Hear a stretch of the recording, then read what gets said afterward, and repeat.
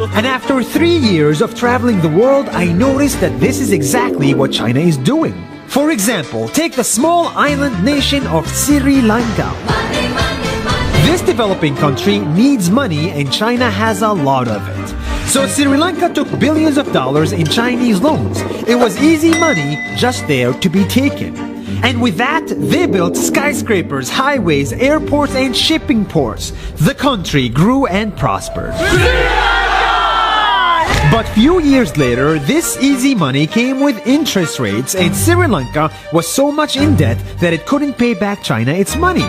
And the only way out was to give China control of what they had built. In other words, Sri Lanka lost a piece of its home to China because of debt. This is the Chinese money trap. And it's a real thing I saw all over the world. In Papua New Guinea, I saw $2 billion in loans given by the Chinese to build skyscrapers, infrastructures, and ports.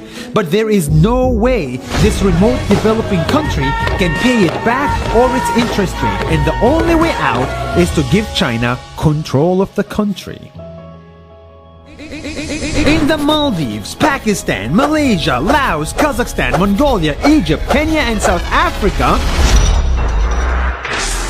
the same thing is happening, and many countries are struggling to pay back Chinese loans. If you look closely, all these infrastructure projects like highways, ports, and bridges connect to China through the sea or through the land to form something far bigger, far more powerful than just a bridge, a new Silk Road.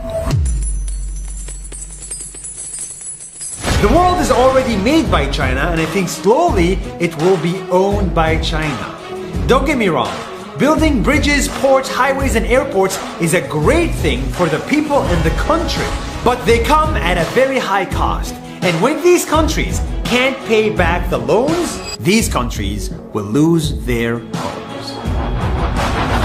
One thing my parents had taught me is that there's no such thing as a free lunch or a free ride. So if we're not careful with our money or other people's money, then we better start learning Chinese. 下周见。